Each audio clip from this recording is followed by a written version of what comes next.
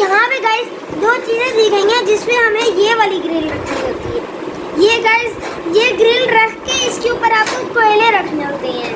कोयले रख दिए अब आपको इसके ऊपर ये चीज़ रखनी है अपनी ग्रिल, और इसके ऊपर उन कोयलों पे आपने आग लगा देनी है।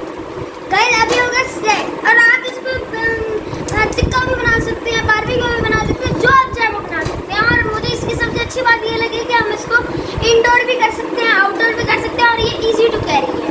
तो गाइस मैं मिलता हूँ आपको नेक्स्ट वीडियो में, तब तक के लिए और एक बार याद रखिए।